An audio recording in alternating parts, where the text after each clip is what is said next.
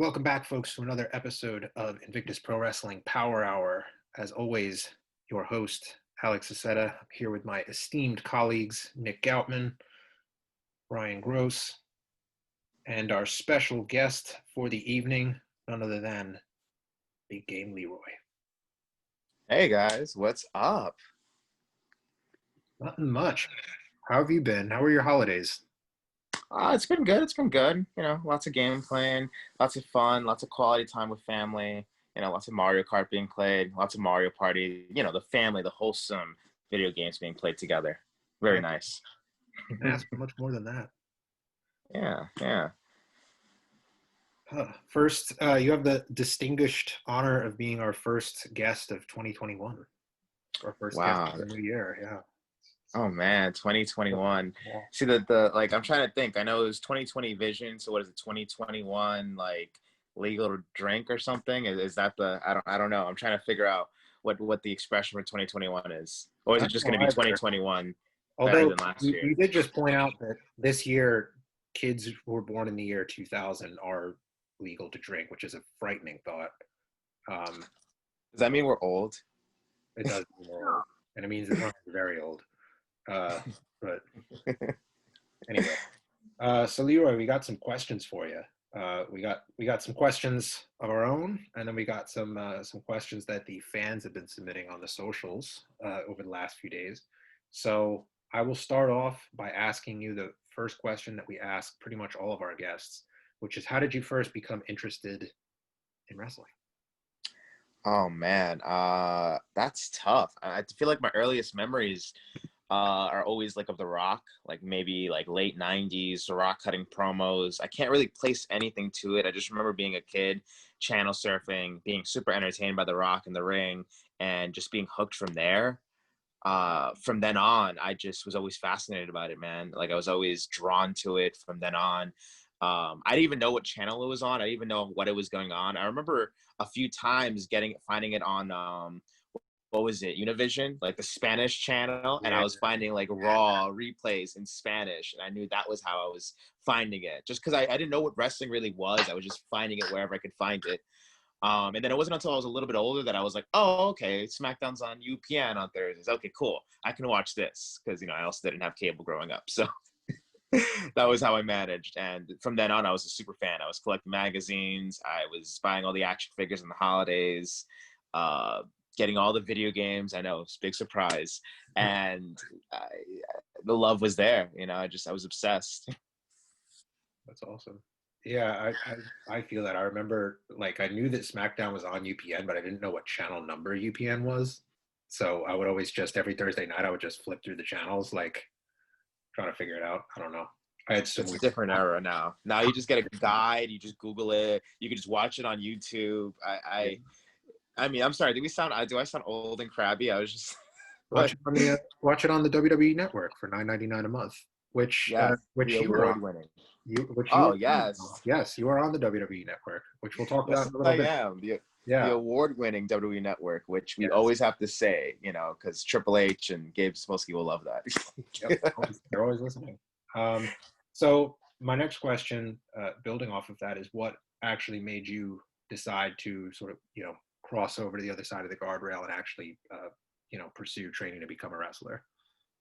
That one's a little bit more interesting because I know most wrestlers will be like, yeah, man, the moment I saw it, I knew I had to be in the ring, and it sounds very romanticized, very Hollywood, very like autobiography kind of cool story riff. And I'm just like, I was a scrawny kid, and I wasn't very great at sports, and I was super short. So I was like, I don't really think pro wrestling probably would be for me. And it wasn't until I was a much older that I thought to myself, maybe I could kind of do it, And I think around the era of CM Punk and Daniel Bryan starting to climb up into prominence in WWE, especially because they came from independent wrestling backgrounds and they didn't like it. Just kind of gave me this hope that like, okay, maybe smaller guys who don't necessarily come from football and basketball and whatever, or amateur wrestling, maybe they could be top guys in a company. Maybe if you work really, really hard, no matter what you look like or where you come from, you could maybe be a really cool pro wrestler. And I remember thinking that summer of Punk in 2011, like that was really, really cool. And I was like like even my friends who weren't into wrestling were talking about it. And I remember feeling like, man, I want to make people feel that way about wrestling, you know, through whatever I get to do if I ever get to be a wrestler. So from then on, I was just like, I got to at least try to be a wrestler. And if I suck at it, at least I could say I tried and not be upset at myself later. So here I am. I did the research. I found a wrestling school. And then at 17 years old, I was jumping into House of Glory. And the rest, as they say, is history. Yeah.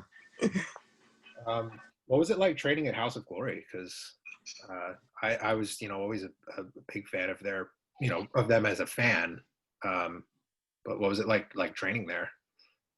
It was a pretty good experience. I mean, the training was top quality, and it was a very relaxed environment. At least when you first jumping into the industry, you always read the stories on dirt sheets and all sorts of stuff about like veteran wrestlers beating you up, and if you're a smaller guy, you got to work a million times harder, and people will take liberties with you and stuff like that. So I didn't really know what to expect. I wasn't expecting to just get destroyed, but at the same time, I was like, I don't know. So, it was really cool. Everybody was super helpful. Everybody was super kind. And I very much appreciated that. And, like guys like Smiley, guys like Private Party, guys like Anthony Gangone, especially, like they really like took after me and helped me out a lot, especially in my formative years. And I'm really grateful for that, I'm not really big on like family and wrestling, but like those guys legit, like there was like a brotherhood and a camaraderie there that I didn't have from other aspects of my life, which is really, really cool. Oh, that's awesome. So my next question is, where did the idea of wrestling with a switch originate? Where did that come from? It's so, I mean, it's just gonna sound so like with me in my life, it's very like I would love to say like, oh man, it was such a great idea, and this is, but it was a car ride joke. I had a match in CZW Dojo Wars about, I want to say 3-something years ago. And it was the first time I was going up there with a bunch of my friends. And, we were all trying to figure out ways to stand out. And it was this big thing of, the CZW Dojo students versus the House of Glory Dojo students. And it was supposed to be this like, we're invaders kind of or whatever. And, know me, I'm a very, I'm like just never going to be a bad guy. People are just never, that's never going to be me. So I'm sitting here thinking of how I can stand out, but also not look like a jerk and not like, I don't know, not be true to myself. So I'm like, okay, I'm this video game guy. I spout anime references. I wear video game themed gear.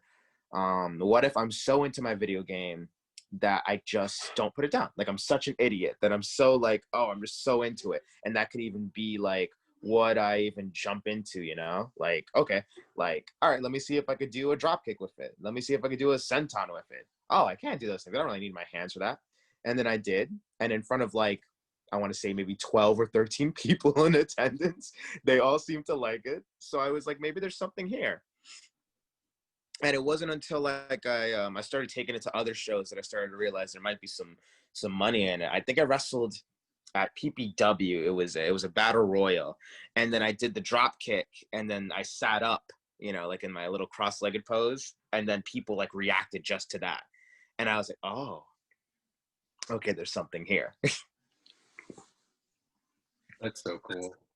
I mean, yeah, they I think it was, I heard it from AR Fox, but I'm sure he heard it from someone else, like that. In wrestling, you can be better than, worse than, or different from. And like, I think that story is a prime example. It's like, what are you, how can you do something original that no one else is doing? So yeah, I mean, you've had a lot of success with it. You went viral, which, what was that like? Oh man, you mean when I couldn't, when I had to throw my phone to the other side of the room and it wouldn't stop going off? It was really funny to me because I'm like, when I first started doing this switch wrestling, like I'm not like I try not to be like too confident, but I'm also just like, okay, doing this kind of thing, it could be something that could go viral because I'm very aware of how wrestling in this day and age works. You see something really cool and unique, it could just gain traction really, really fast in a day or two. We see that almost every day. There's always a new clip. There's always a new sequence or move or promo that just goes viral and it's everywhere. So I was like, maybe one day, maybe years from now, somebody will notice me wrestling with a video game and think it's kind of cool, and maybe it'll get some coverage from some video game outlets. But to me, it's like I hadn't hit a whole year of wrestling with the Switch. And first it started at Evolve, because I did Evolve and I did the I did my tryout match and I got to the main show, and I did my my Switch Rana to August Gray now. August Gray. To August Gray. And I remember that clip I got like 300 more followers on Twitter the night after, and a few companies hit me up, and then the cool little GIF was made, and it got like a little bit of like attraction and stuff, and people were like, oh, okay, that guy's kind of cool and stuff. And then I did it at House of Glory, my home promotion, and Hoke, the GIF god, Yes, he gifted, and who already has a huge platform and already has a huge fan base because of his his gifts and stuff that have typically gone viral just in and of itself. So that was just the perfect storm, because when it went viral, it wasn't like it was just wrestling fans. It was like video game people, like people who had never watched a wrestling match in their life were just going nuts about this. Like, this guy wrestles with a video game. I was seeing like different languages retweeting it, like in Spanish and in Japanese and Mandarin. And I'm just like, this is insane. And it's so funny to me because me and Hoke are fairly close. So I'm just like going, yo, my phone has not stopped buzzing for 2 days straight. He's like, mine neither. And I was just like, it's been on vibrate, and I'm just going to just chuck it on the other side of the room because this is just too much. And it was super humbling, and it was super crazy. And, like even the people in wrestling who maybe just never noticed you were that extra guy in the locker room, suddenly they're the guys in your DMs going, oh my gosh, where have you been my whole life? And I'm just like, I met you like 3 times already, dude.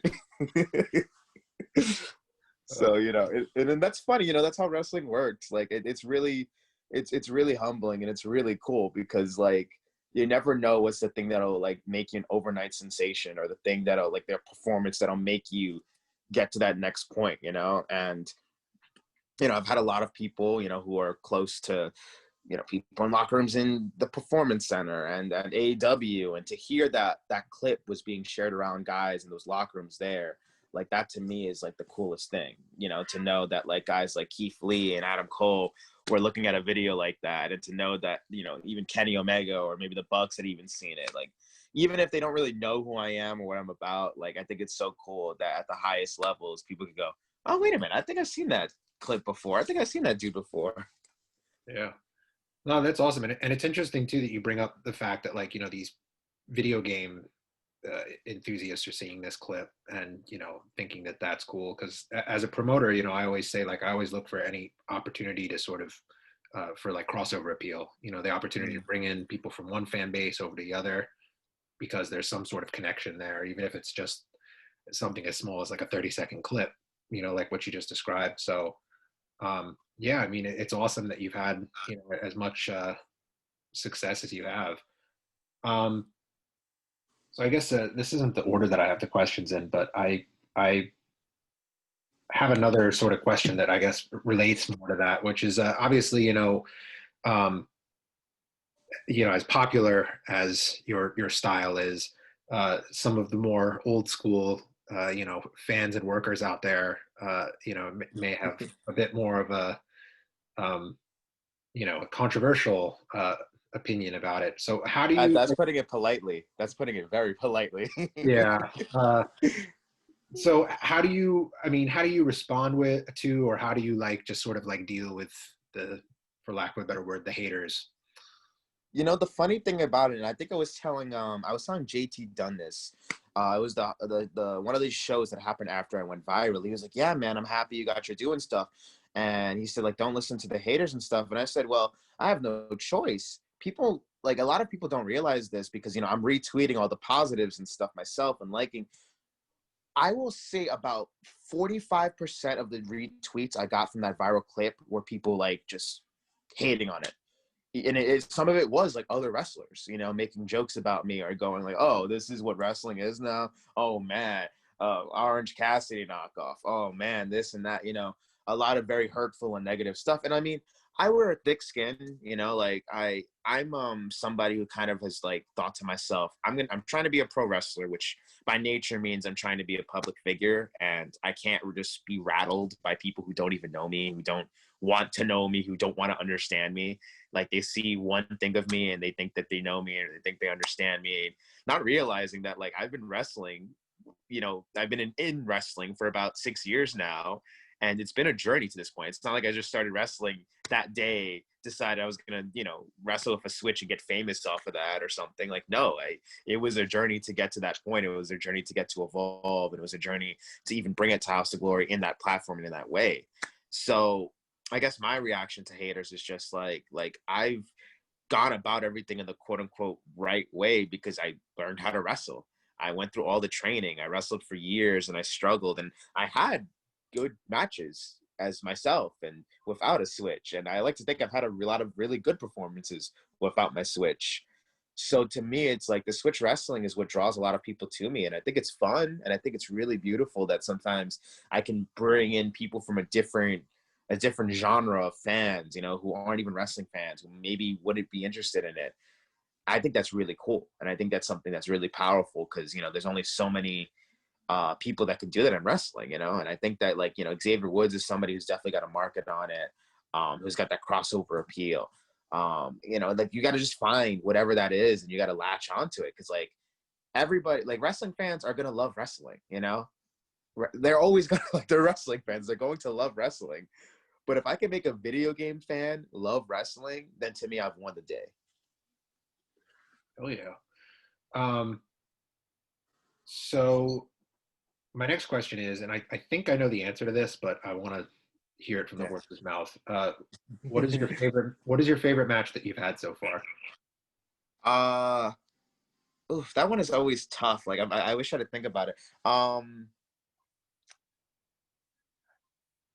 I know my favorite, like off the top of my head, the easy one is always the match with Low Key because there was great it's just like everything around about that match and that night and that everything, and then the lead up to it was very it was a lot because, you know, I remember going into that match thinking, oh, I'm going to die. Like that's like that's just what's gonna happen. And you know, I think I said before, private party, Mark Quinn, one of my best friends, he can be a jerk sometimes, and he one of the things he was telling me is like, oh, you know what Loki did to one of the last guys of this generation that he respects. I think it was the Joey Janela story. He retold it to me, and he was like, you know, remember opening bell, boom, kick to Joey Janela, tries to knock him out. So that was just in the back of my head, like, oh man. And you know, and then it makes it even more surreal that I could like get in the ring with this guy and play Street Fighter with him on the big screen and like create such a moment, you know, just for the fans there. And I don't know, people still talk about it to this day. And like, I have had a lot of really great matches. I really like, I have a body of work I'm proud of.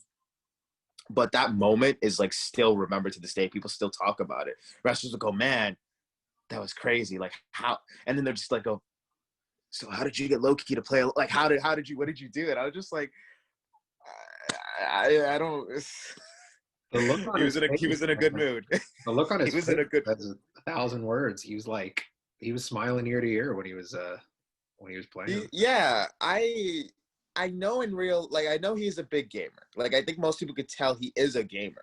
You know, his just from the tie, it's Hitman. He's Hitman. Like the tie, the everything. You know, like, you know, he's into gaming. You know, a lot of elements, especially back in the day, was very Street Fighter-esque. The way he would go about his combat style or whatever. So I hoped that he was into video games, and I'd hope that he wouldn't think that I'm trying to disrespect the industry, because I think that is the part where I draw the line, where people, you know, maybe if people don't like my style or they don't like how I'm going about it, that's fair. You know, you're not going to be everybody's cup of tea, not just in wrestling, but like in life. But for me, it's like where I draw the line is, oh, if you think that I'm trying to disrespect wrestling or disrespect the art or whatever, because then that's when I start to get upset, because I'm like, no, I take this very seriously.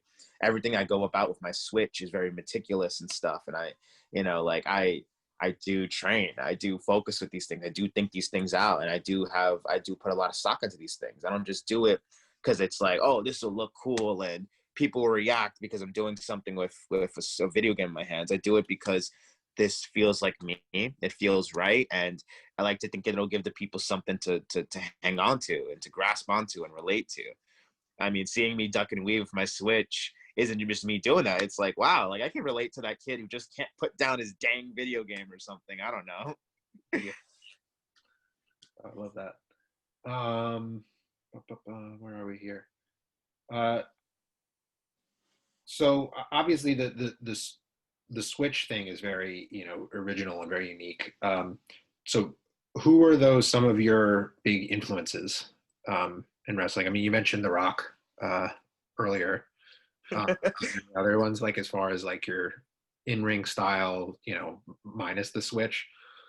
I would say like guys like I remember early on being very Daniel Bryan and CM Punk inspired, where to me I wanted to be very technically sound with the grappling, which I think I am. I obviously it's a little hard to do with you switch in your hands, but I do think that training wise, I've always enjoyed the typical the more traditional chain wrestling and submission wrestling aspects, even if I don't necessarily always show it, which can be a surprise to some people.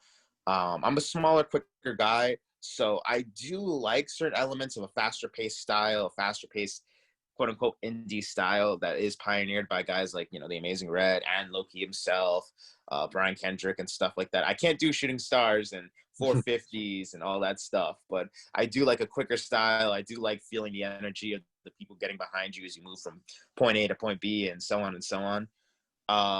I will say, guys like Daniel Bryan, another guy, Johnny Gargano, heavily influenced a lot of my style, inspired a lot of my movement and the meticulous nature of how I try to go about going about my moves, which is why I think it was really cool that he picked me in the Evolve tryout that I did, because it felt like such a full circle thing. And as I got older in wrestling, as I was just going about my career, I try to take from different spots.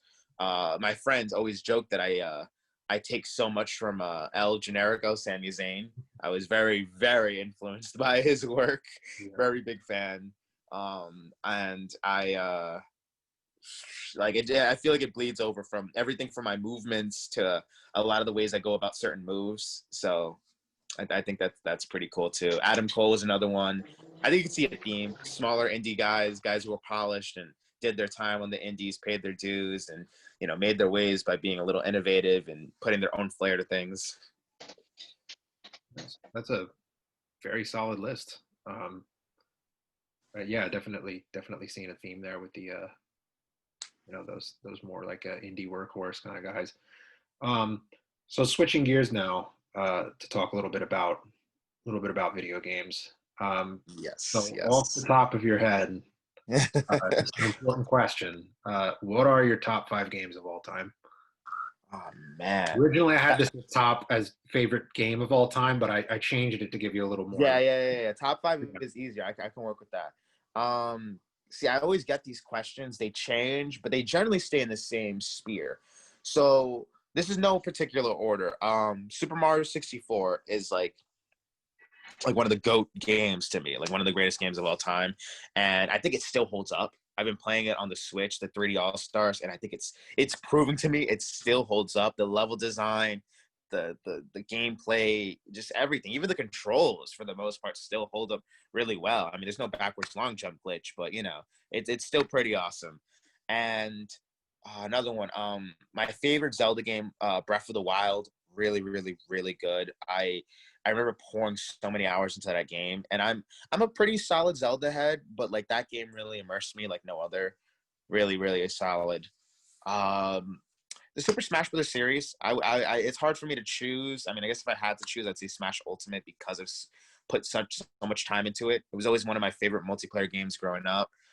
Me and my uncle spent like thousands and thousands of hours into Melee alone, and then Brawl, it was like tens of thousands. And now in Smash Ultimate, I mean, anybody who has me on Switch can see that I'm logged in about at least 10,000 and something hours into Smash Ultimate, and that's kind of insane when you think about it. Commitment, man. Yeah. Okay. I think I got, what was that? That's 3 games. Yeah. I'm a really big fan of the Uncharted series. If I had to pick one of them, I'd say Uncharted 2. That was like one of my favorite PlayStation games, like period. Really, really fun. I think it's like that good balance. Like some people really love The Last of Us, and I feel like The Last of Us gets very it's a little slower and it's a little too movie-ish and a little too much like you're watching instead of like being immersed in the gameplay as well. And I think the Uncharted series always had that balance because it was set more like an action movie and it did kind of have more of those set pieces. Game's really good. Oh, another one that I just recently finished in quarantine, God of War on the PS4. Really, really good. Really excellent. I had heard good things about it. I was a big fan of the original God of War series. Kind of took my time to getting around to this one. Waited for it to be like $5 on the PlayStation Store. And it was amazing. Like, legitimately so good. The story, the everything. And then I think I got one more. Let me just throw in Pokemon. I love Pokemon. I feel like you can't go wrong with Pokemon. Any of them, really. Heart Gold and Soul Silver was always one of my favorites. I love Johto, and I love that remake specifically, especially because you had the little Pokewalker, and then you could have your Pokemon follow you behind you too. It was great. It was great. Awesome. That's a comprehensive list. I like that. So you're a little I'm really glad all you. over the place. You got. Go ahead, Ryan. No, I say I'm really glad you managed to throw God of War in there because that is a great series. No, I'm it really really excited. is. It really is. So you're talking about the newest one is like the Viking one, right? Like the Yeah, the Norse The gods. Norse mythology with Yeah, Thor and all of them and stuff.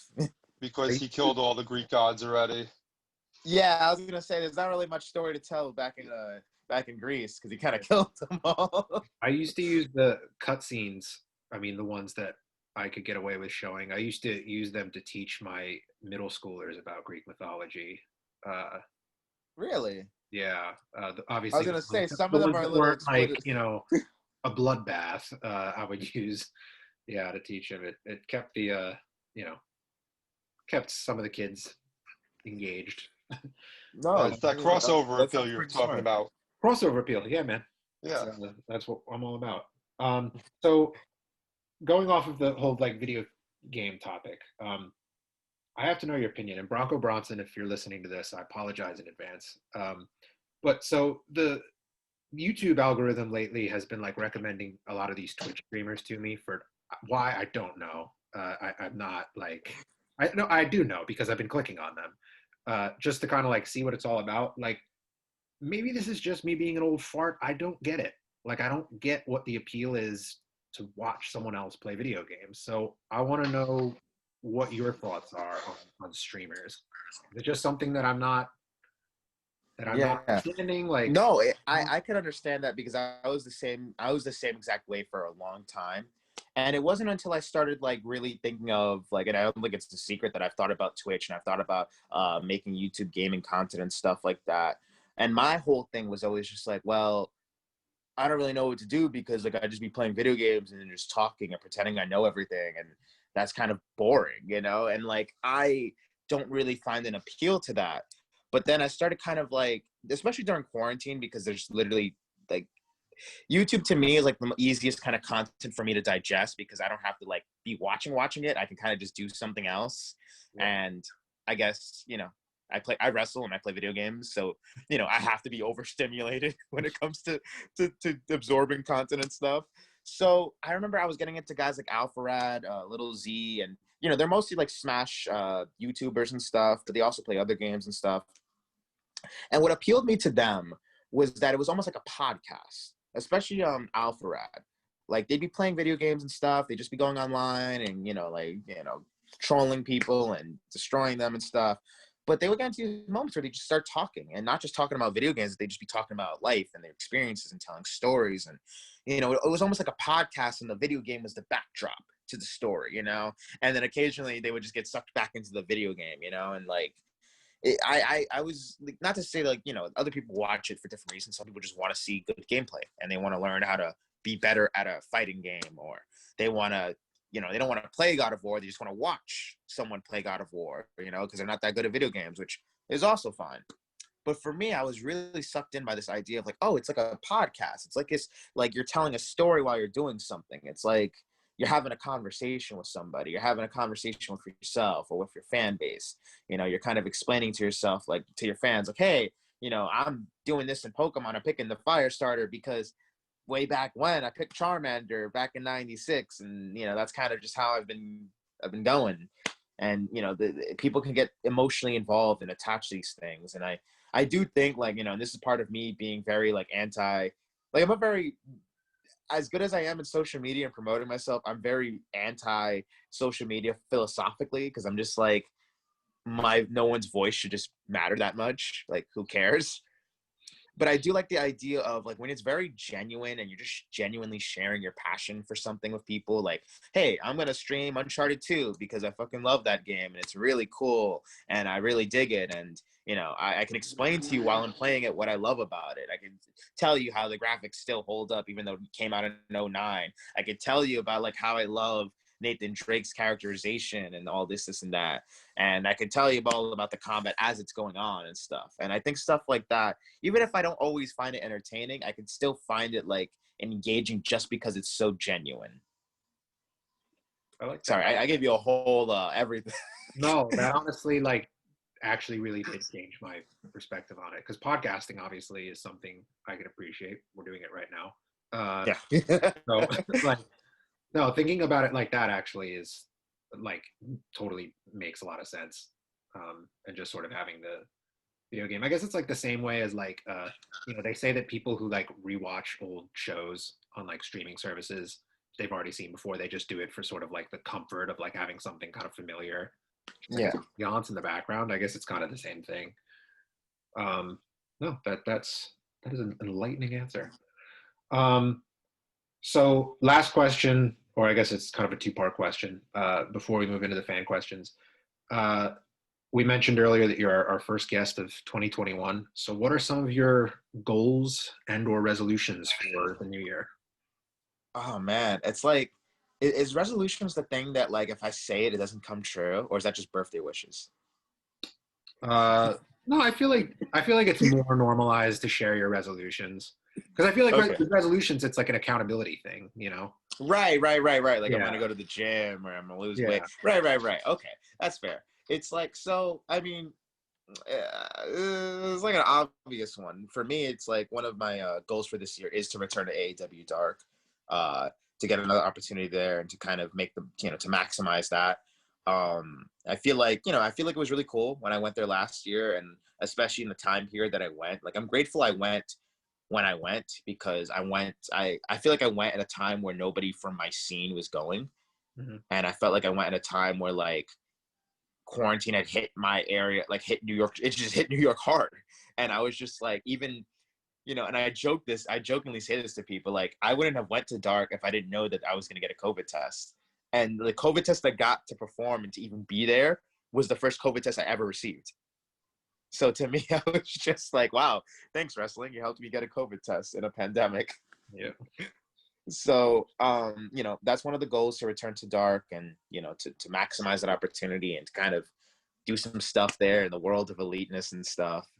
And then, a little bit more, I like to still enjoy my time, like focus on the indies and not just be like, I'm trying to get to TV, because like I've learned, especially in the last 2 years, especially going viral, is like I can't just worry about the destination, whether to me it's like getting signed or being on TV or making money or being world champion at some company. To me, it's like I just want to enjoy the little moments and enjoy the fun and just wrestling, and like, oh, I'm wrestling this opponent. I'm really excited for that. Or I'm doing a tour and I'm doing Jersey, then PA, and then I'm heading back to New York and something like that. Obviously, tours aren't really a thing right now because pandemic, but I still want to manifest some traveling stuff. Getting to the West Coast is a huge goal of mine. I know last year the big goal for me was leaving the country and going to Canada, which I managed to do, but everything shut down like a week later. So that was bittersweet. So to me, the goal is West Coast. Looking at Arizona, looking at California. I know Nevada as well. And the crazy thing is that I didn't know Arizona and Nevada had such great wrestling scenes, but apparently they do. And I'm just like, Yeah. wow, it's really cool. So, I want to be a part of that. Traveling in general has just always been the goal, because as a kid, I didn't always know I wanted to be a pro wrestler, but I knew I always wanted to travel and see the world and meet different people and go to cool places. And then as I started to form this dream of being a pro wrestler, I was like, oh, that works perfect. I get to do what I love, and I get to travel the world, and I kind of get paid to do that. Like, that sounds really, really awesome. Besides that, it's just the usual, get in better shape, be a better wrestler, be a better human, maybe bite my nails less, basic stuff like that. Oh, that's a good list. I like that. I could definitely, yeah, I could see you having some really good matches with some of those Santino Bros guys out in like LA, Yeah. that like lucha style. Oh, that's awesome. Before any of that, though, we got this social media title tournament coming up. So Yes. before we move into the fan questions, what are your thoughts on that? Oh, the social media championship. I mean, I know Yeah. I literally just said philosophically that I don't care for social media. I still acknowledge how big and how meaningful social media is to my life and to wrestling as a whole. Social media has changed wrestling, and social media changed my life. I literally just said, like, I became an overnight sensation. I went viral. Social media, literally, without social media, my career wouldn't be where it is right now. And part of that is the viral clip, but part of that is also me continuing to produce content and drawing people in with what I've been doing on my platforms. So that title means a lot to me, just in theory, just in concept, because it's like, to me, I'm a social media wrestler. Like, I wrestle, I handle my business in the ring, and then I draw people in, and I try to talk people into the arenas. I try to talk people into the seats, and I use social media as my platform to do so. And, and then on a more positive note, I try to use my best to use social media as a positive force for people, whether it's me just posting a dorky video game I'm playing, or me just, giving people a little bit of motivation. So to me, it just seems only fitting to win the social media titles. For me, it seems only fitting to go after that and make that a big goal for the next month as I go about this tournament. I mean, everybody's fighting for the gold, and it's really pretty. I've seen some pictures, really, really pretty. So I mean, I don't know. I can't ignore a piece of hardware. I can't ignore a big game like that, man. I'm trying to set a high score. Hell yeah. You got MCM Mucho Chris Moljo in the first round. Yes. What are your oh my gosh, it's any words? Monday. Jeez, I just realized. Yeah. His ears are ringing somewhere. I actually have a little message from him that he said to specifically deliver to Big Game Leroy as soon as he Oh God. Oh my God. So Leroy, did you watch any of the episode that we had with him on? That was a long fucking night. I can imagine. He's definitely a tool. He's definitely a tool. we wanted to make sure this didn't go in the fan question portion because he's not your fan. No. But he would definitely go in haters. But he said, I hope you frame my gift, winky face. Besides the fact you will lose to hashtag MCM on 1/15 in the first round of the social media championship tournament, who is your favorite video game character to take the big L from? Hashtag slap him, hashtag beat it nerd. Okay. Does he hashtag in real life? Like, yeah. He hashtags in real life. He actually speaks in hashtags, yeah. That's like unironically hashtags. Yeah. Like, I know he wants to win the social media title, but I don't think that's how you go about it, man. I'm just not going to even answer that question, because I will say that when I'm playing Smash Brothers, it doesn't matter the character, it doesn't matter the stage. I'm always pulling out the W's. We don't hold L's. Big Game Leroy doesn't hold L's in the big games. And when it comes to the social media tournament, when it comes to the social media title, I don't care how many women's man crushes you are, which I highly doubt, Mr. Hashtag Man Crush Monday. I'm gonna come out on top. I'm going after that social media title. It means a great deal to me. I've made it very clear. I'm going in to win. And he's going to be the one holding the out, especially after he tried to play with my emotion, trying to give me a fake PS5. Oh my God. Like, oh no, that's disgusting. Big He doesn't one. know how many single times scalpers stole the PS5. That was really personal. Okay. You know how many times I've been on Best Buy, GameStop to see the PS5 on sale, for it to just disappear like that. You click buy, you try to click add to cart, disappears, gone forever. Some bot in probably Thailand stole it from me. For shame. It's disgusting. I'm gonna make him pay. I'm gonna hurt him real bad. You know, he knows how to cut people deep. He knows how to get those trigger points. You know, Right along to a. Oh, sorry. Please, Ryan, go. oh no, this pertains to MCM, which maybe I should have asked him when we did the podcast with him. But I'm curious to for a man who's so popular with women, where are all these women when he's wrestling? Shouldn't they be? They're at his shows trying to sell his merch. That's true. I That is mean, true. they're probably on his payroll. I don't think they want to be around him. I think they're paid to be around. So, to a better, I'd say nicer, but still very, very tough wrestler. Little hint here. Not D Morgan asks, "What's the best version of Smash and why is it melee?" Easily Melee, just because of the physics, the way it controls. I think I think an issue of Melee is the balancing, because there's only like really good 4 viable characters, but it's Melee. And I mean, I think that the learning curve is so steep, but it's also like perfect for hardcore gamers. You have to take your time to really learn the game. You can't just jump into it. My love of Smash Ultimate comes because it's the perfect balance of, you can jump into it, you can put in a few hours, you can get pretty good at it. But Melee, it forces you to be perfect. You have to know exactly what input you're trying to do. You have to know exactly what attack, what strategy you're trying to do, and you have to just commit to it. And it's got to be a habit. It's got to be labbed out for hours and hours. There is a reason why there's jokes that if you're gonna be good at Melee, you don't got time to take showers. So, so to me, I think Melee, I think Melee is definitely that game.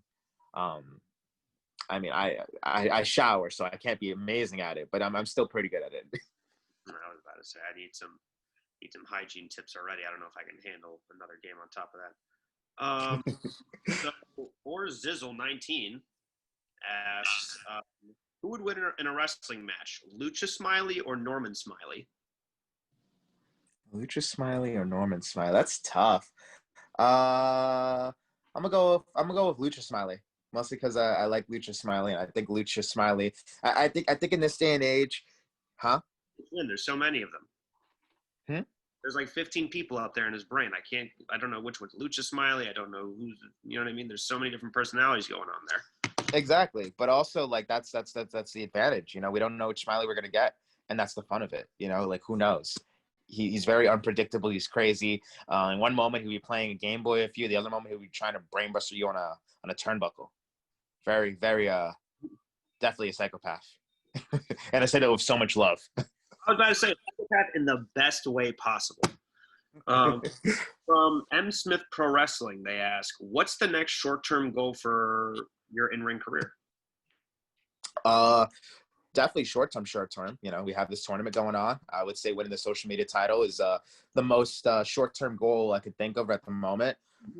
Besides that, I guess it would just be like I said before, trying to manifest that, trying to see how the world and the country kind of recovers from this pandemic and what that means for independent wrestling. Seeing what kind of dates I can put together for that. You know, what kind of tours and what kind of stuff I could set up for myself and, you know, for others. I'd love to get back on the road consistently. I feel like in the pandemic, I feel like in the summertime, I was sort of doing some stuff. I was going to Pittsburgh, I was going to Jersey weekly and stuff, and I was feeling really good about that. Then it got cold and everything slowed down, obviously. And then obviously in the city and stuff, things got kind of hectic again with the virus. Second wave, very real. And now we just got to wait and see. And hopefully we can get back to a consistency, you know. When I love playing games, but you know what I love even more? I love playing games on the road, on the way to wrestling. I was about to say, you know, even for, you know, us, you know, for us, we've only had pandemic shows so far. I think, you know, for as much as, you know, I'm sure as as much as wrestlers are missing in some ways hitting the road, for us it's like we want to see what it's like, for us to run shows on the road and like do that whole thing and spread our flag to all these different places, and I think it's going to be an awesome thing once that all happens for everyone across the board. Yeah, absolutely. Like I want to see a full capacity indoor show. I definitely think that, Invictus going on the road, like we're talking about the conquest, we're talking about conquest, we're talking about all this and that. And to me, it's like the only way you can conquer is by going out there and getting it. So I'm excited. I'm excited. Like these things get me so excited and so pumped because I know that once everything opens up, wrestling's going to be in a better place, Absolutely. No, I completely agree with you. And final question from Vincenzo Galvano, faithful listener, faithful question asker. I appreciate you very much. Favorite memory of attending an arcade? It could be like Dave & Buster's or, a more legitimate, like, arcade. I enjoy Dave & Buster's, but I mean, I depending on how familiar you are with New York, I'm a big Barcade guy. Barcade is awesome. Specifically the Williamsburg Barcade. Very little known fact. One of my best friends and I during this pandemic, we were pretty big on trying to support small businesses, and we knew Barcade, especially the one in Williamsburg that we had been going to for quite some time. We knew it was going to be in a tough spot because they, most of their money is coming from, people paying for games, and they couldn't offer that. So we'd always stop by every Friday, every Saturday, and we just buy a few drinks and we buy some stuff, just to support. We buy a cheap hot dog or two, which, is not their forte, but, Cuomo says you got to have food with the alcohol. So it is what it is. And, just trying to support. And then, my favorite thing was in October when they did actually have a reduced capacity opening, a very big Game Leroy of them to do this for me. They gave me a bunch of free tokens because, the owner said, like, man, you really supported me when I really needed it. And I'm grateful for that. This is your barcade whenever you want it, whenever you need it. So, I mean, that's just it's very me. I was about to say. I also love that it was like tokens. I love that, like, like so many arcades now they do like, like the card thing. I love like, yeah, the card gimmicks, it makes sense. I guess like less jingle in my pocket, but I like old school tokens. Yeah. I appreciate Great that. sound. Yeah, I mean, I remember carrying around the Chuck E. Cheese cup. You know what I mean? With like all the coins and I went about the different machines. I was that was a like big my fan of Chuck E. first. Cheese too. So yeah, that's it on my end. I'll actually leave it back to you for the remainder of the fan questions. I got a couple from Facebook here. Joe Grimont asked, what Mario Kart item would you use in a match if you had the option to? Oh, easy. Banana peel. Not to step on the toes of Space Monkey, another wrestler that I adore very, very much. But for me, a banana peel is just the most hilarious one. And I feel like in Mario Kart and in real life, there's a level of sniping and accuracy that has to be done with a banana peel. If not a banana peel, I would definitely love a green shell because I just think that seeing somebody get hit with a green shell in real life would be hilarious. Nice. Maybe we'll, Nick, write that down. At the next show, maybe we'll stash a couple Mario Kart items under the ring. He has a second part to that question, which is also, which member of the Invictus roster is most likely to get bitten first in a zombie outbreak? I don't know who's most likely to get bitten first, but I know who's most likely to bite someone first, and that'd be Bones. I was going to say, yeah, Bones is very suited to a zombie outbreak. I mean, he's leading the zombie invasion from what I understand. Yeah. But I guess if I had to guess who would get bitten first of the Invictus roster, I would say Brother Greatness. Something about him just gives me very like he'll trip over his own cape, and then the zombies will tackle him and go after him. And the rest of us are running, and we just look behind us like, hey, are we going to get Brother Greatness? And I'm just going to be like, I think he's okay. I was going to say maybe he's just like, just diving in there head first, trying to like save them with the, the Lord's light. Right. Yes, yeah. The Lord's light. Man, I hope we don't get in trouble with religious. I hope. I mean, I love Brother Greatness. I hope it's. I just think that I just don't think he's that fast of a runner. Okay, I just don't think he's that fast of a runner. Sure. Let's see. Philly Trollman asked, I know the answer to this question already, but let's entertain it. Have you ever used a video game system in a match as a weapon? And if you haven't, what would you use? Yes, I have. I actually have used the GameCube as a weapon, which to me is like the most obvious thing because it's already got a handle on it. It's super durable, and it's pretty much just the most devastating thing you could hit someone with. It's really funny. Like, I actually got that brings it up is like people always ask me like, oh, like what started the Switch wrestling? But for me, it was actually the GameCube kind of started that for me because I remember I had a last man standing match at House of Glory a number of years ago against Ken Broadway. I think it was in December 2017. And I remember thinking to myself, okay, kendo sticks, chairs, thumbtacks, guardrails, tables. We got all the stuff. And I was like, that's not really me, like, how do I, like, what would I bring to a fight like that? I'd bring a GameCube. Like, why wouldn't I hit a guy with a GameCube? I got a handle on it. It's super durable. And I had a feeling, I was hoping that the moment I pull it out of my bag, it would be pretty easy to see and people would get it right away.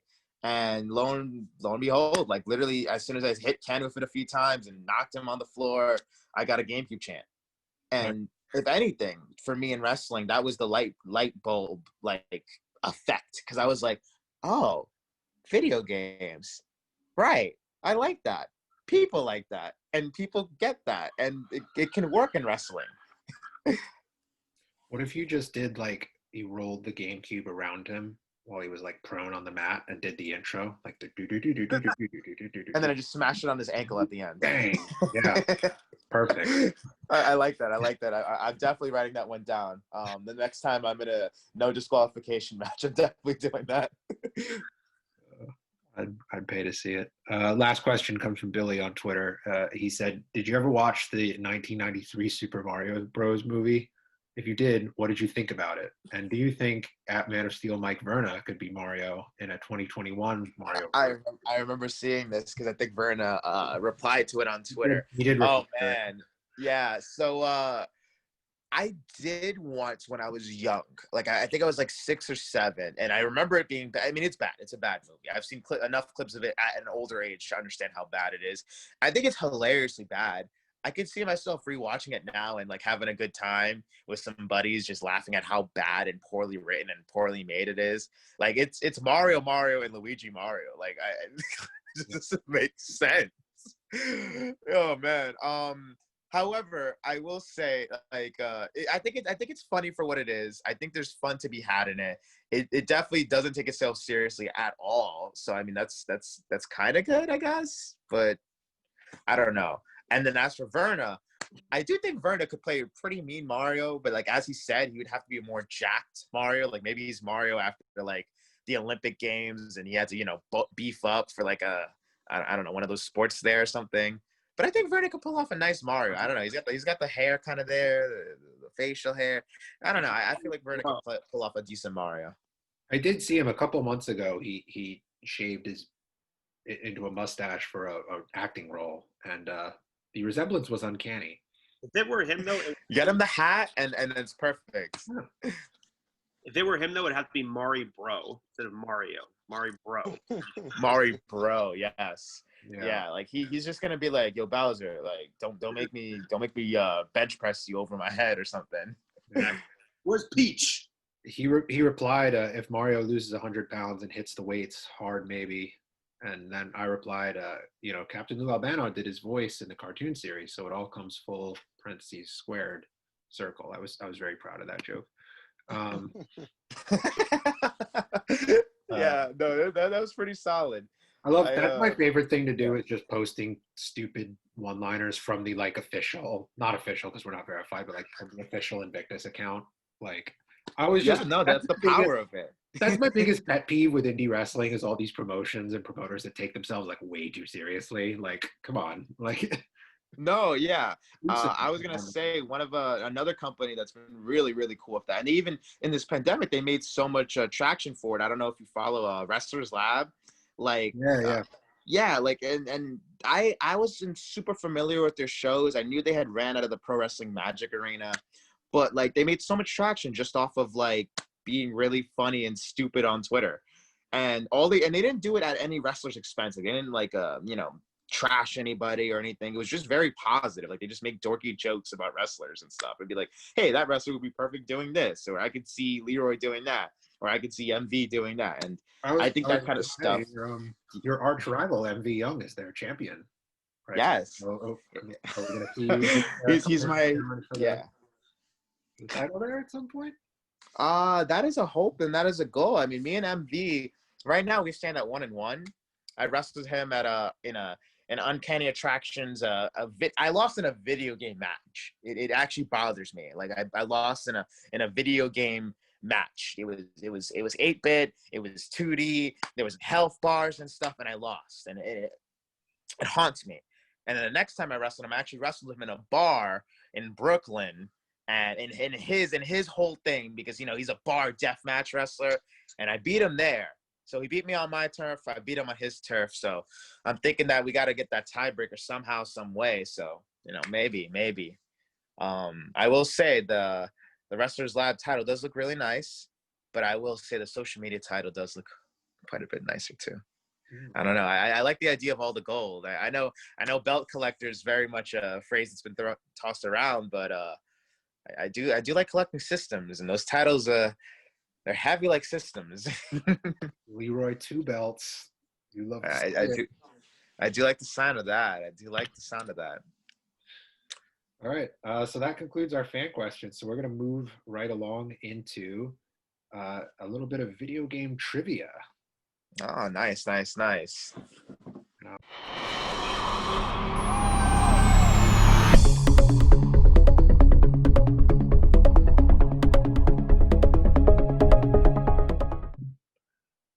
All right, now it is time for video game trivia. So I found some video game trivia questions. I'm making sure that, and what's nice about these, I'm going to share my screen. Oh, technology. Whoa. Technology, yes. So what's nice about these is that the answers are hidden. Y'all can see that, right? I see Lowe's. Yeah, there's Lowe's ads coming up, which I don't know why. I'm not in the market for a new washer dryer combo, but thanks, Lowe's. So the nice thing about these is that the answer is hidden until you click on it. So that is pretty nice. So we'll just go through these. These questions range from, they say medium to hard, but I think these ones are pretty easy. I was a casual gamer at best growing up, and I could answer most of them, so I think it should be fine. But so let's see. I mean, we'll do it, man. All right. So the first question is, which one of Star Fox's teammates has been deemed one of the most annoying video game characters ever? Oh, that's easy. Slippy. Growing up, I always hated Slippy, and I let Slippy die. It sounds awful, but I will stand by. I let Slippy die every single time. Well,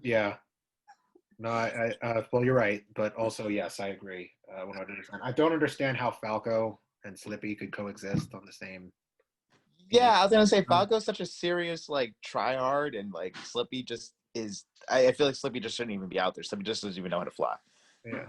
Oh, these are not. These up here. Wow, that is just. Wow. Wow. Okay, we're gonna X that out. Just stop seeing this ad. Yeah, I was gonna say. I already bought it. Why Google? What is the name of the peripheral device that can be plugged into a Nintendo 64 controller to make it vibrate? Oh, nice. Rumble Pack. I remember that. I always had to borrow my uncle's because I just didn't have one of my own, so I just had to steal his.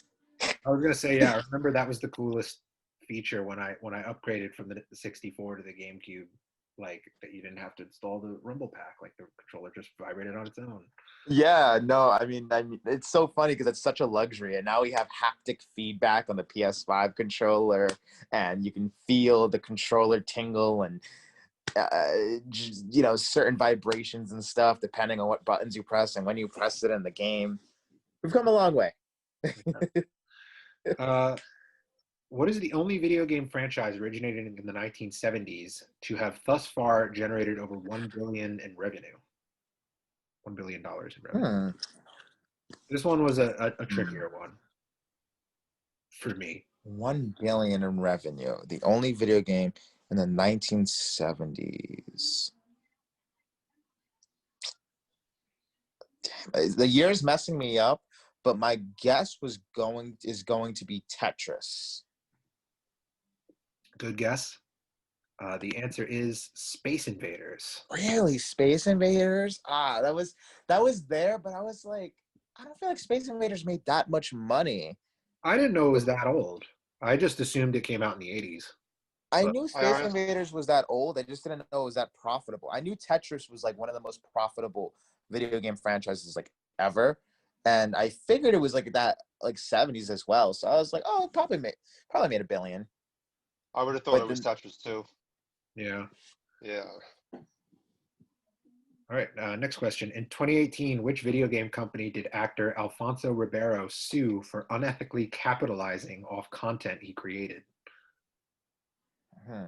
That one's tough because I don't even know who Alfonso Ribeiro is. Wait, isn't he? I could be very wrong if it's helpful. Isn't he the guy from the beer ads who goes, "I only drink like the most interesting man"? No. So I'm gonna give this to you because it might. I know help this the question. I think I know the answer then. Because Alfonso, he's the psychic. no. So I'll give you guys. I'll tell you who Alfonso Ribeiro is, and that might help. Turn some gears. He's Carlton from The Fresh Prince of Bel-Air. Oh. I do remember this. Oh yeah, it was Fortnite because he sued him for stealing his dance. That's Yes. right. The 'Cause, I do question remember is, that. what video game company? This is why I got this one wrong, because I Wait, knew what? that it was Fortnite, but it's asking for the Oh, game the company, company. not the game. Shoot.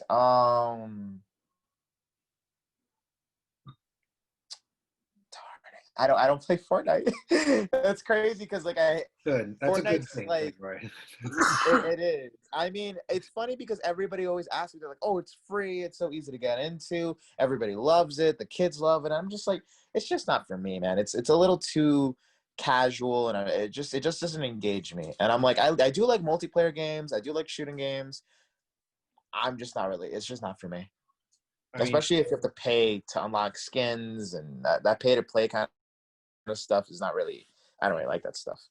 as a former middle school teacher, I hate it on principle, just because every time my freaking students would answer a question right, they jump up and like do Do a this. Fortnite dance. Yeah, and I'd be like, "Sit your little ass down. Why are we doing this?"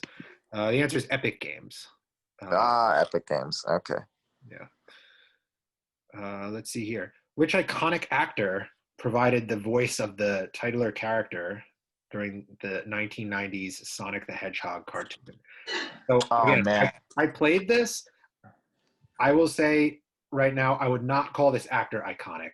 I'm not sure what's with that adjective. Iconic. I was gonna say if you're acting as Sonic in the '90s, I don't know if it's gonna be an iconic role, especially back then. Yeah. Is it A list or B list?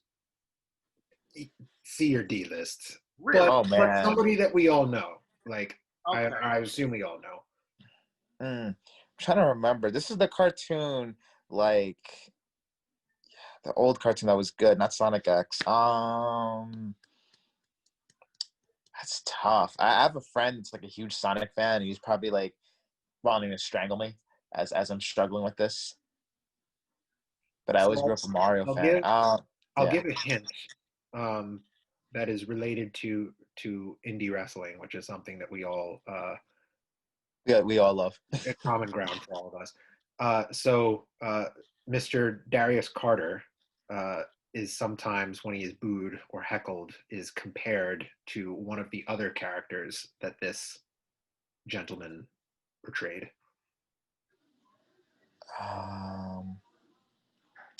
Oh man, I definitely know this one. Oh, man, I love how you brought up Darius Carter because I was gonna say like I've been seeing a lot of him recently, but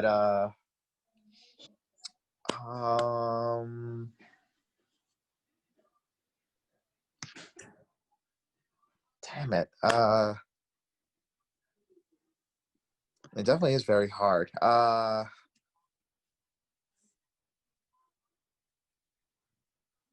Well, I give up. You got to give it to me. What? That is Jaleel White. better known as Oh, that is Steve Urkel right. from I Family wouldn't Matters. say he was D-list or C-list. I'd give Jaleel B-list in the 90s. I would Come say on, yeah, Family Matters. Family Matters was a big show. B minus list. Yeah. I was gonna say Family Matters, like that was a Family Matters generational it sitcom. was a big show. Yeah. Well, the thing is like iconic. I have a little bit of because outside of Family Matters, I don't know what. Yeah, Jaleel White himself is an iconic actor. For Yeah. that time, he was like a household name for that era. And All right. definitely Steve Urkel was. Let's see what else we got. This one's a little bit easier. Who provides the voice of Pikachu in the 2019 Pokemon Detective Pikachu movie? Oh yes, strangely Ryan Reynolds, even though it probably should have just been Danny DeVito. It should have Oh been yes, you know. I definitely I agree with signed that. that petition on change.com, but yes, it absolutely is Ryan Reynolds. Yeah, and Danny DeVito actually said he'd want to do it, which was the sad thing. I demand that they reboot it and make it right. Can we? Aren't they making a sequel? Are they? I don't know. I can't imagine I they wasn't possibly sure. left Yeah. for a sequel in that movie. I'll say yeah. So then just remake it, reboot it, Yeah. make it better. Danny DeVito. What are the name of the cartoon-like interludes that interrupt video game play to narrate the story? Cartoon like interludes? I'm trying to make sure I understand the question because I feel like it's almost like a trick question. Do they mean like cutscenes? They do mean cutscenes. Yeah. Oh, okay. Because I was like cartoon-like, because cartoons aren't always cartoon-like. I was gonna say they could be. Yeah, cartoon-like isn't the best way to describe them, but yeah. Which video game console did Nintendo release directly prior to the Wii? We were talking about this before. Yeah, if they're talking about a console, then it's the GameCube. I was gonna say. GameCube, yeah. I almost felt like there was a trick question because I was gonna say, are they asking for DS? I was gonna say, yeah, was there a handheld console? Yeah. But yeah. What is the name of the star system in which the Star Fox universe takes place? Whoever made this really likes Star Fox. Yeah. The Lilat system. It is indeed the Lilat system. Yep. Consists of 12 planets, including Corneria, my favorite Melee stage. Yes, Corneria is a classic. The music alone is super iconic. Like, oh man, I love Corneria. Like, it fills me with happiness. That and Temple were always my favorite. Especially because in Temple, I would just get at a high percent and just hide in that bottom part, and then nobody could kill me. 100%. As frustrating as it was, I also really enjoyed Mute City. Oh man, yes. Yeah. All right, last question. SK Telecom T1 are accomplished e-gamers associated with which game? SK Telecom T1. So I will say, right, so thinking about what SK could stand for is a big, like, if you could figure that out, you could probably get the question. SK. I know that's like, which game? I feel like it's got to be like a fighting game.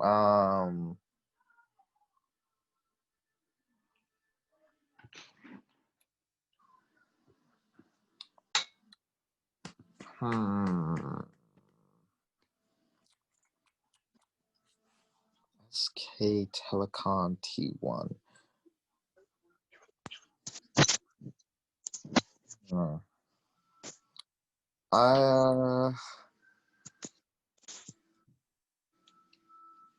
I guess I gotta. Yeah, I gotta pass. What is it? It is League of Legends. And League of Legends. Oh SK stands for man. South Korea, which is a big. No, it's a big gaming country. Yeah. And it's big in like competitive gaming. Like I think most countries are pretty big on gaming in certain ways, but they're just so big on competitive gaming, like fighting games, shooting games. It's really funny because some of my friends, we make the joke that in Splatoon 2, like it's just South Koreans who are just gonna kick your butt. Yep. Absolutely. All right. So there's many other pages, but we won't go through that. So let's tally up the total here. So there's this one you got right. Let's see, 2.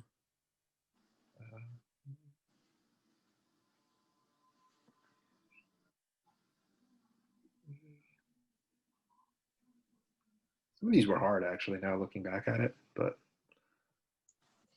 Yeah, I think some of them were like a little tricky with the way they ordered things. yeah. Like the Fortnite one, I feel mad that I didn't get because it was just like they asked for the company. I was going to say, we'll give you, we got to give you half points for that. It looks like you wait, what's the total? 1, 2, 3. Would I at least pass? We grade on a curve. We grade on a curve, yeah. I agree. Oh, that's very kind. That's good. Yeah. Because years of 6 tests, out trauma. of 7, so yeah. 7 out of 10. All right, that's a 70. We'll take that. Yeah, we'll take it. All right, cool. So that concludes our little game for this evening. So now let's See you like games. our game of the evening with Big Game Leroy. So let's move into our news roundup for the week.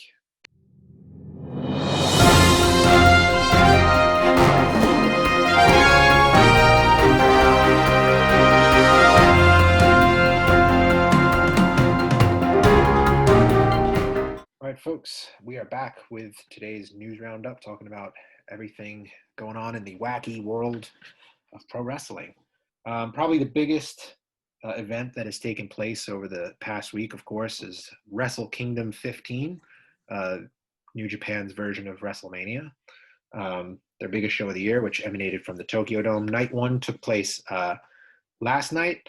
Night 2 takes place tomorrow night. So recording this, we were talking about this before the camera rolled. We're kind of caught in this awkward in-between phase where we know what happened on night 1, but we don't quite know what's going to take place on night 2. If anyone hasn't watched it yet, skip. Spoiler alert. Yeah, spoilers ahead, because we're gonna talk about it. What happened to my? Oh, why is it like this? So I'm pulling up the card here with all the results. So there were first of all, so the first Wrestle Kingdom to do this 2-night format was last year's, and then WrestleMania kind of took a page from their book and did the 2-night format. Generally speaking, what are our thoughts on the 2-night format for these big shows? Do we like it? Do we not like it? I like it. I mean, I always felt like, at least, especially in the case of WrestleMania, I mean, these shows were so long, and like it's so funny because like I have family that would love to just watch WrestleMania for the sake of just watching it, but it's so long. I can't sell anybody to watch you can't sell anybody to watch their favorite show for 6 hours, like, let alone wrestling. Like, they're just gonna be like, what? I gotta watch this and that and that and this. Like, even the main show itself that starts at 7, like it's like from 7 till like midnight. Like, you're just like, no one can sit and watch that much. So I do like the idea of a 2-night thing. And then it's easier for people to go, okay, I'm going to watch the Sunday one because that appeals more to me, or the Saturday one because that appeals more to me. Or obviously the diehard fans are going to watch both nights. I think it's an easier spread. I think that it's a little bit smoother. And also it gives it more of like a Comic-Con, like an event feel, like it's a multi-day event. You watch this night for that kind of stuff. You watch the next night for that kind of stuff. Especially in the case of WrestleMania, which, you know, it's like WrestleMania week, WrestleMania weekend, you know? And to me, it just only makes sense that WrestleMania is a 2-day event. I mean, to me, it's a week-long event, you know, because when WrestleMania comes to town, like, you know, all the indie shows, WrestleMania Access, all the events, all the signings, TakeOver the night before traditionally, the Hall of Fame the night before traditionally, or whatever, or yeah, the night before, all that stuff. So I'm just like, it fits perfectly. I know WWE mostly did it because of the pandemic, and, you know, they figured it would just make the most sense to spread it out. But I hope they really stick to it, even with crowds. So that's sort of where I disagree, because I think with a crowd, here's the one issue that I for WrestleMania, it's perfect. It's a long ass show, 100%. They want to run giant stadiums for WrestleMania. And I think the issue becomes, are they going to sell that out 2 days in a row? Are they going to sell it? Like, for example, MetLife Stadium, where they just said 100,000 people were there. WrestleMania 2 days. Are they going to get 100,000 people 2 times? Right. You know, if it's a show, it's like, are people going to buy? Are people going to spend even more? Or is I think for them, having the big stadium filled is like already something in and of itself. You know what I mean? I think that's where the dilemma is because, like you said, at the Performance Center, they could do it. There was no crowd. But if they did it with a crowd, they would have to sell out the show. Or at No, least definitely. if one night's packed and the other night you can see giant sections of like nothing, it doesn't really feel like WrestleMania. That's my personal opinion. I mean, you could always gimmick it though. You could move people to opposite hard cam. But Yeah, at that or point, yeah. is it like the same thing? It's like shit. I should have gone the day before when this place was packed to the rafters. You know what I mean? Like, Yeah, no, I feel that. The other option would be, what if they Back didn't into run the the giant football stadiums? What if they just ran like an arena 2 nights in a row? Yeah, or what if they did an arena to a stadium, like something like that? Like, I love the idea of like, and I guess this is just New York exclusively. Like, you do night one in MSG, like historical, all that stuff. How you can maybe even tailor that show more so for like older wrestling fans because it's MSG, and then the next night you do MetLife, and then MSG isn't as hard to back house, and it's MSG, it's gonna sell out. And then, you have MetLife Stadium to have that, that football outdoor huge stadium feel. Yeah. Could do that. That's where like the takeovers have kind of become their own thing on that whole WrestleMania lineup weekend. Like that is kind of its own. How many times have we WrestleMania been like shit? The takeover was better in terms of quality of match and everything. Like Most of the time. Yeah, so it's like at the same time, like I am all for them making it 2 nights. But at the same time, I feel like there's other places where for me to get my wrestling fix beyond that. Mm-hmm. As a live fan, I'm not gonna lie, being at WrestleMania, I don't even know which one it was. It was 35, the last live one, or was 35 the one just now? 35, I think, was the last live one because I think 36 just happened. I was the one at MetLife, and that show was an eternity long, like an eternity. I literally felt like days went by, and then when being stranded there, it was terrible. So I can totally agree. For a casual viewer, I'm like, look, like sit on your couch, get some extra snacks, whatever. For a live fan, it's brutal. I mean, it's great because you're there, but like the whole. No, I can only imagine. And then like they wonder why the crowd starts playing with beach balls and shit, and why are they not paying attention to wrestlers? Why are they making up their own chants? Because they're bored and tired and drunk. Like, and also like a good portion of them are blinded by the lighting rig, right? Like, wasn't that an issue at the last few? yeah, no, I remember like people didn't have great seats and they couldn't see certain aspects of it. I think the MetLife show, even though I think it was a good card, I just know live event wise, it was just not great. Like people getting stranded and then people not being able to see. Bro, I was one of the last trains to leave that night. I was one of the last groups. I didn't get home till like 4:00 in the morning. And when I say like I was like not terrified, I knew it was gonna be fine, but like the inner like OCD of like me needing things to be like arranged and having a clear cut solution to get to where I'm going. That part of me was freaking out because I didn't have that. And like it was raining. So many people didn't know what was going on. It was just like to end my first WrestleMania like that, it was a bummer. So that definitely kind of run the whole thing. But yeah, I mean, that it was awesome to be there. But once you get a little more off, I was like, wow, I'm here for like another 10 hours. And like I'm seeing people like, and I'm up there, I'm seeing like ants basically wrestling from like where I am. Yeah, I'm glad I only went to the show. Yeah. Weekend, personally, I think I made the right call. Yeah, I didn't have a lot of money, so I think I went to a few TV Raws. I definitely went to a lot of live events. I loved going to the MSG live events as a kid. Like I love those, like the holiday MSG tours. Like I always thought those were awesome, especially because like you realize in live events the wrestlers are always doing more for the fans and they're producing better matches because they're working for the crowd a little bit more. I love those, and they were cheap, and you could spend $100 and get a decent seat that isn't too bad.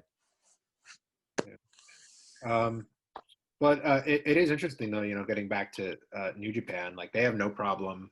Or last year, I should say, before the pandemic, they had no problem packing the Tokyo Dome 2 nights in a row, which Tokyo Dome holds, I believe, 40 or 50,000. But obviously, they had to reduce the capacity for Wrestle Kingdom this year, but still a sizable crowd. It's interesting seeing them only able to clap instead of like they're not supposed to cheer or anything like that. Because the mask and then it's virus, yeah. But night one of Wrestle Kingdom 15 saw 7 matches, pre-show match, the New Japan Rumble, or as they call it, the New Japan Rambo, which I love. That's crazy. They did it a little differently this year. So usually it's just a regular like Royal Rumble style staggered entry match, but this year they narrowed it down to the last 4 people, and then those 4 people are going to go on to night 2 to get the King of Pro Wrestling trophy for 2020, provisional King of Pro Wrestling trophy for 2021, which I still don't know what that is. I didn't know what it was at all. I was kind of confused. Toriano won it last year, and he held it the whole year, and now he's in the match this time. So it's Chase Owens, who is had a really strong showing in the Rumble. He was entrant number 1, and he outlasted everyone. Bad Luck Fale, big man, shouldn't be surprised. Bushi, who I always thought was a very unsung hero of Los Ingobernables de Japón, and Toriano again, who literally didn't do anything. He came out, and the last guy got eliminated, and he didn't even get in the ring. And he was like, "Oh, okay." So nice. Those 4 are going to face off tonight. Should be good. 4 guys that haven't really gotten a lot of a spotlight yet in New Japan, so it should be interesting to see who comes out on top there. Then we had right to challenge match between Hiromu Takahashi and El Phantasmo for the right to challenge for the junior heavyweight title on night 2. Hiromu Takahashi won that. I actually didn't see that match because for some reason on New Japan World it's not there on the playlist. Really? Yeah. I was watching it live, which I don't know how I'm like even awake right now, to be very honest, because I watched it live with me and my buddies, and that match was pretty cool. I didn't know too much about Phantasma, like I didn't know too much. I knew a lot about Takahashi. Like I'm a big fan of Takahashi and his work and his character and everything, his entrance, his gear, the colorfulness, his weirdness. And it was really fun. I liked it a lot. I didn't know how athletic a Phantasma was, like, but he's super athletic and really can move. And I guess his thing is like he's like the next up in Bullet Club, because he was doing a lot of in that match he's doing like a lot of shout outs to AJ and Kenny, and he did Styles Clash, he did V Trigger, he went for the One Wing Angel and all that stuff. It was really cool. Yeah, I was going to say, there's something I've noticed in New Japan is there's been a real void now in the junior division, because they had a lot of, in rapid succession, they had a lot of guys either leaving the company or moving to heavyweights. Moving to heavyweight, yeah. You had like Ospreay gone, Ricochet gone, Kushida gone. So, yeah. They have like no mainstays. It's literally just Takahashi who's been there for a little bit.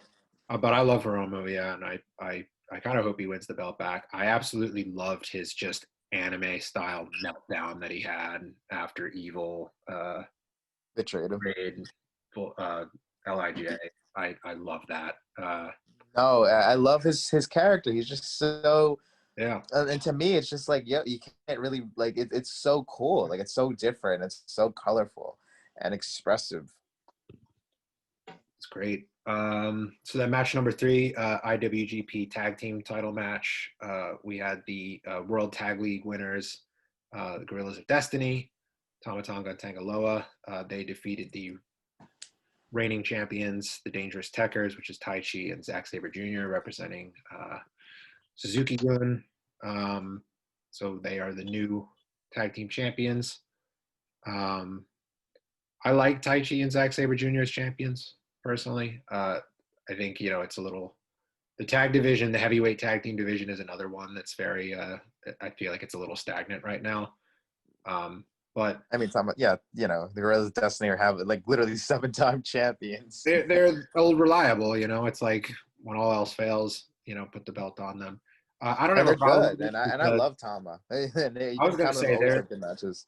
Yeah, And they're really nice dudes too. I remember my first ever ROH show that I went to, which was the War of the Worlds tour.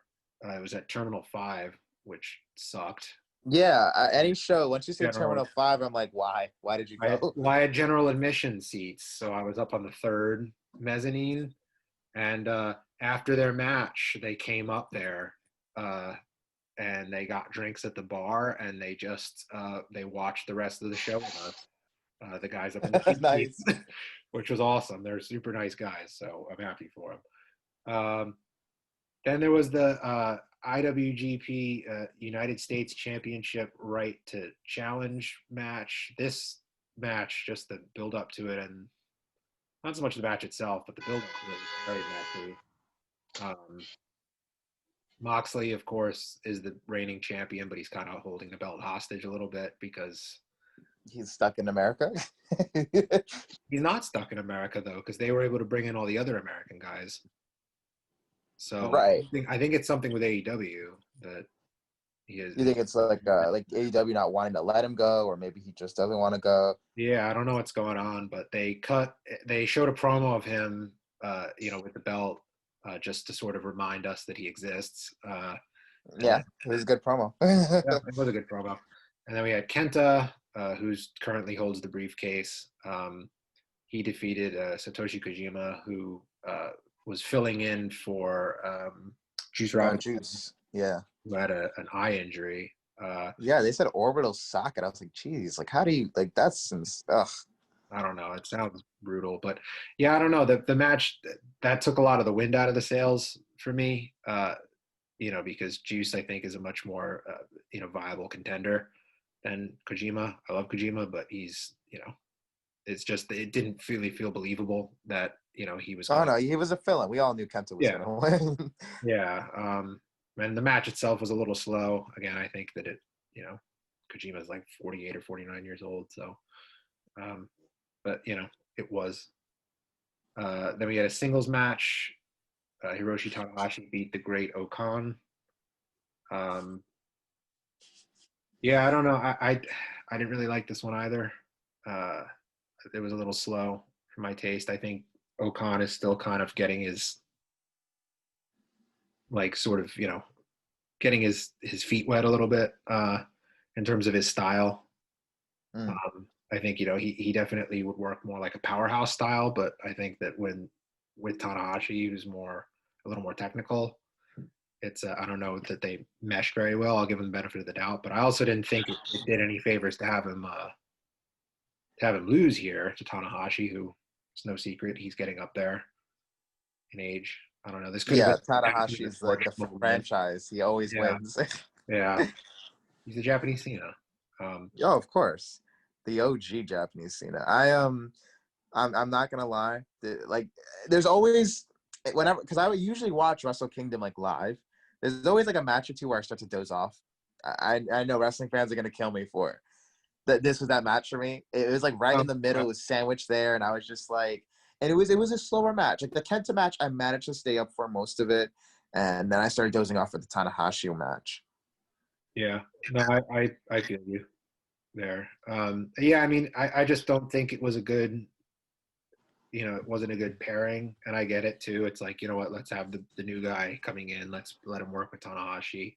Let's try to elevate him a little bit. But I think, Great Okan was, he had a pretty good run in Rev Pro as he won tag titles with Rampage Brown. They were like kind of this big, big hard hitting, Haas team. So let him do the same thing with Cobb. I think they're this new faction now, the Empire. Let him, let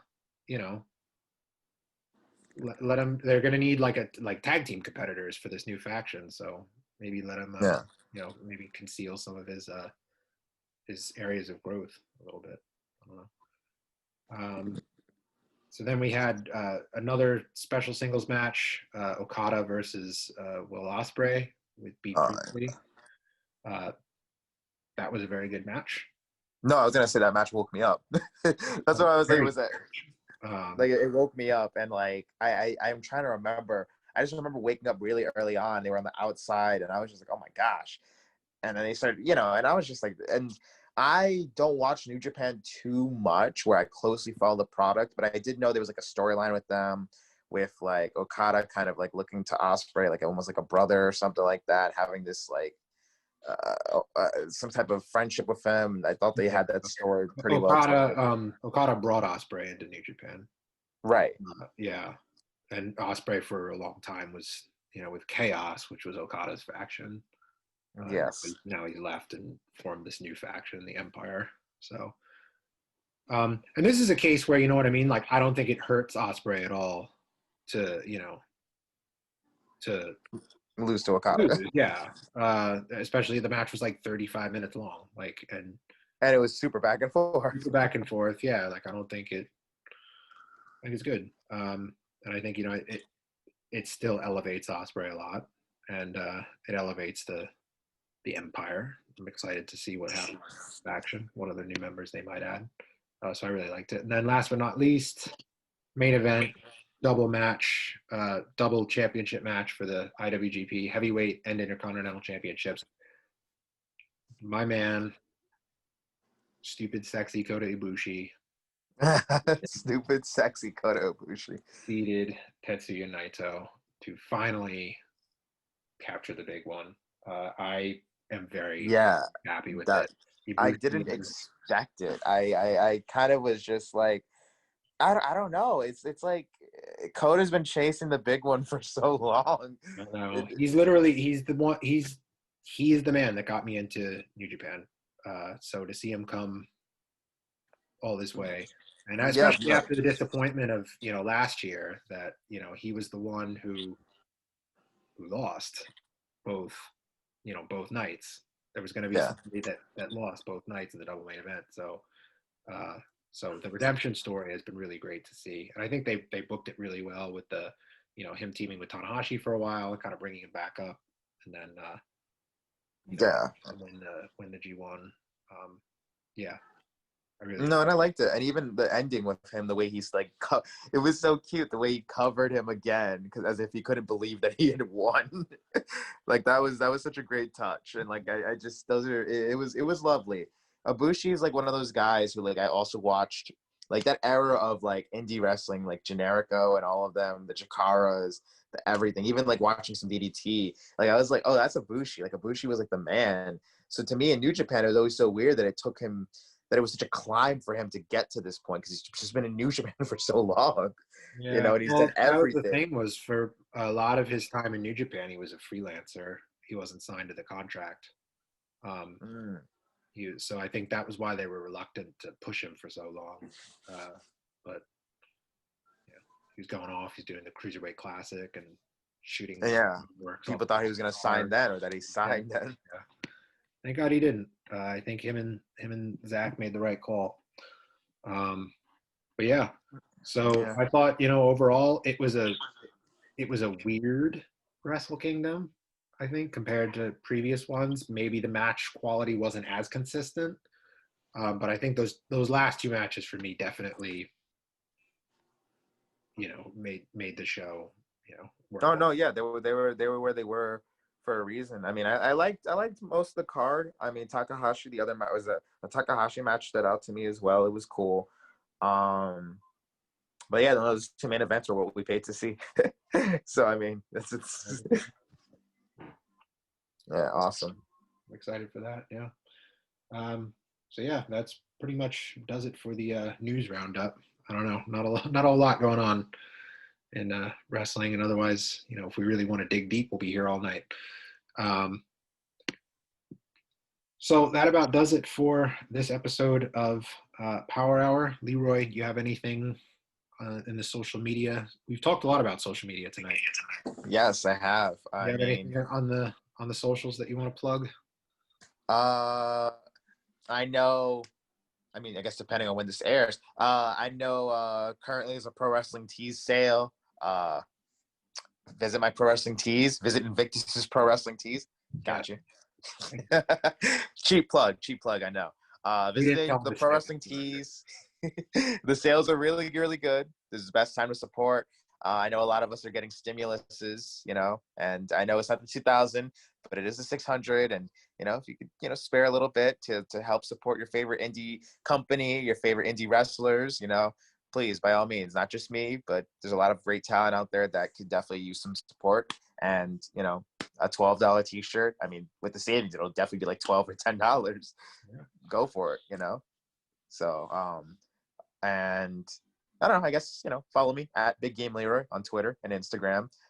If people still use Facebook, which I guess we still do to an extent, Facebook, Leroy Green, you can add me there. Through Facebook. What are you talking about? Yeah. Oh man. Yeah. I just like to say that because the younger kids will always say that nobody uses Facebook. So I like to joke that nobody uses Facebook because I've really been showing my old fart tonight. First hating on Twitch streamers and then saying that Facebook's still a thing. No, I don't think Facebook is that bad. I do believe that wrestling has jumped to Twitter very quickly. Like Twitter is the main source of wrestle information and wrestle whatever. Yeah. All right. Well, this has been a most interesting episode of Invictus Pro Wrestling Power Hour for Nick Goutman, Ryan Gross, and our special guest, Big Game Leroy. Thank you very much for being here with us. And thank you for tuning in at home. We will see you next time.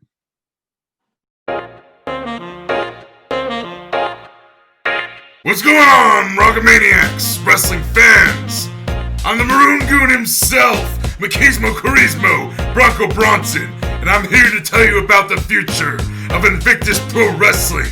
You see, right now, they're going through many different endeavors. You can go on ProWrestlingTees.com and buy all the t-shirts they got that are on sale now for about $20 each. And you can also watch their shows that they've done so far.